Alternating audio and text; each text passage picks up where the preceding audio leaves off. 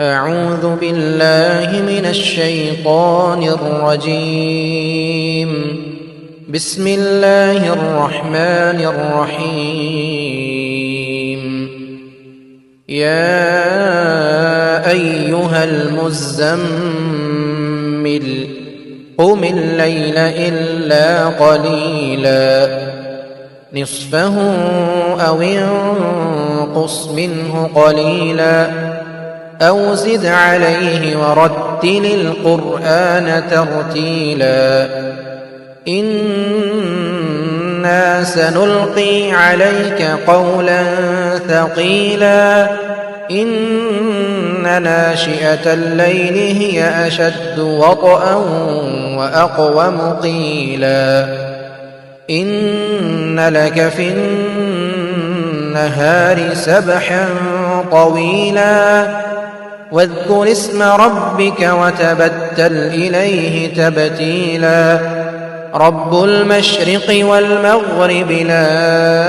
إله إلا هو فاتخذه وكيلا واصبر على ما يقولون واهجرهم هجرا جميلا وذرني والمكذبين أولي النعمة ومهلهم قليلا إن لدينا أنكالا وجحيما وطعاما ذا غصة وعذابا أليما يوم ترجف الأرض والجبال وكانت الجبال كثيبا مهيلا إنا أرسلنا إليكم رسولا شاهدا عليكم كما أرسلنا إلى فرعون رسولا فعصى فرعون الرسول فأخذناه أخذا وبيلا فكيف تتقون إن كفرتم يوما يجعل الولدان شيبا السماء منفطر به كان وعده مفعولا إن هذه تذكرة فمن شاء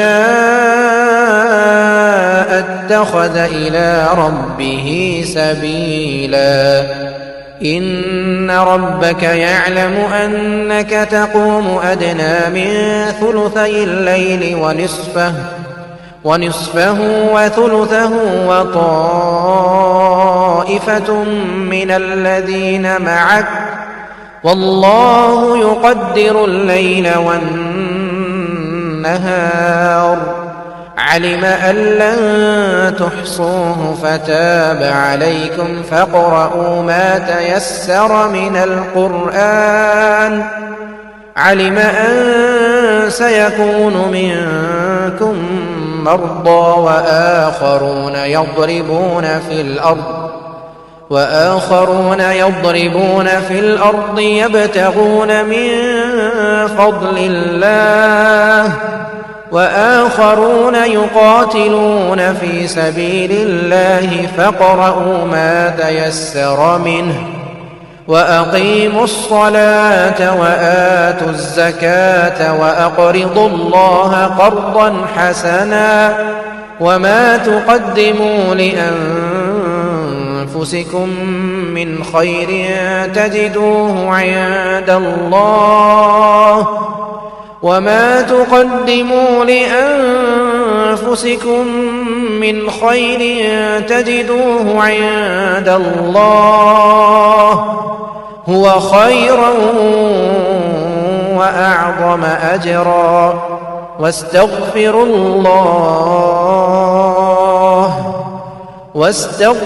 الله إن الله غفور رحيم.